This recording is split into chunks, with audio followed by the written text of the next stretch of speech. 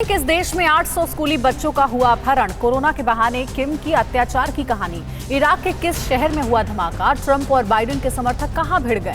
Europe के किन देशों में हुई है बर्फबारी। और दुनिया की तमाम खबरों के लिए देखिए टॉप 9 दुनिया।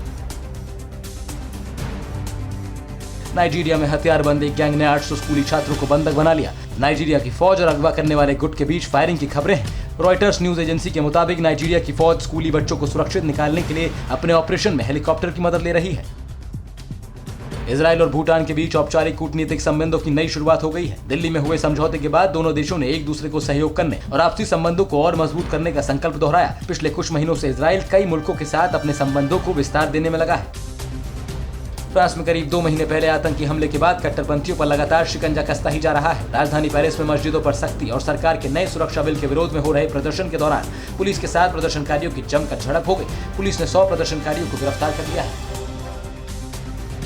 अमेरिका में राष्ट्रपति चुनाव के नतीजे आने के बाद भी डोनाल्ड ट्रंप और जो बाइडेन के समर्थकों के बीच जंग जारी है। वॉशिंगटन में डोनाल्ड ट्रंप और बाइडेन के समर्थकों के बीच जमकर झड़प हो गई। इस बीच नतीजों के बाद भी हार नहीं मानने वाले ट्रंप को टेक्सास में दोबारा वोटिंग कराने की याचिका को सुप्रीम कोर्ट ने खारिज कर दिया है। इराक की राजधानी बगदाद में अंतर्राष्ट्रीय एयरपोर्ट के पास बम धमाका हुआ है। ये बम धमाका ईरानी मिलिट्री कॉलेज के बाहर हुआ। इस बम धमाके में कोई जानमाल का नुकसान तो नहीं हुआ। धमाके के पीछे किसका हाथ है, इसका पता करने में सुरक्षा एजेंसियां लगी हुई हैं। ईरान में पत्रकार रूहल्ला जम को फांसी देने के बाद विरोध शुरू हो गया है। पत्रकार रूहल्ला को फांसी देने पर गैर सरकारी संगठनों ने फांसी की निंदा की है और यूएन से इस मामले पर संज्ञान लेने की अपील की है। रूहल्ला पर सरकार के खिलाफ विरोध प्रदर्शन का नेतृत्व करने का आरोप लगे थे।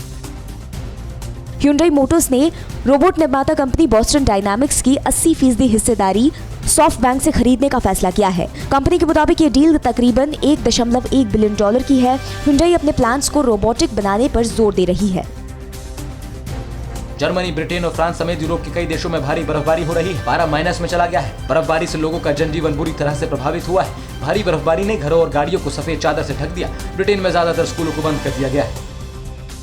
ऑस्ट्रिया और स्विट्जरलैंड में भी भारी बर्फबारी हो रही है। भारी बर्फबारी ने लोगों को घरों में कैद कर दिया है। पिछले 2 दिन में करीब 10 इंच तक बर्फबारी हुई है। हैवी स्नोफॉल की वजह से ऑस्ट्रिया और स्विट्जरलैंड में जनजीवन अस्त व्यस्त हो गया है। तापमान 0 से 10 डिग्री सेंटीग्रेड नीचे चला गया।